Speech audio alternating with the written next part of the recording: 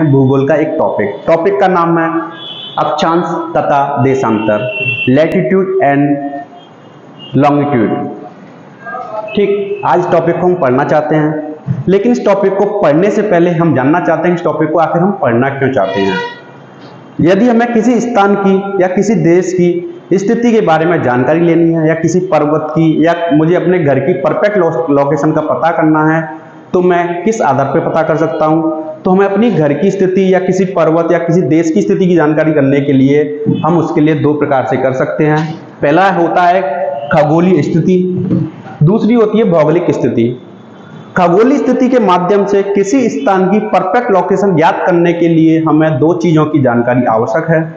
पहली चीज है अक्षांश, दूसरा है देशांतर। यदि हमें इनमें से किसी एक के बारे में जानकारी पता है तो हम परफेक्ट रूप से उसके बारे में सही जानकारी नहीं दे सकते। जब तक हमें लैटिट्यूड और लॉन्गिट्यूड दोनों की जानकारी नहीं होगी तब तक हम उस बिंदु के बारे में, उस देश के बारे में, उस पर्वत के बारे में परफेक्ट जानकारी नहीं दे सकते कि वो कहाँ पे स्थित है।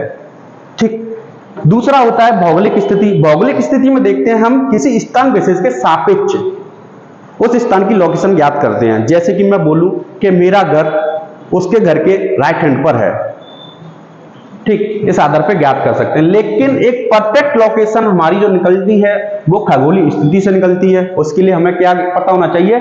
लैटिट्यूड और लॉन्गिट्यूड दोनों पता होना चाहिए, तब हम परफेक्ट स्थिति को ज्ञात कर सकते हैं। साथ में हम इन रेखाओं को, इन अक्षांशों के बारे में, देशांतर रेखाओं के बारे में पढ़ रहे हैं, तो हम इनके माध्यम से ही समय का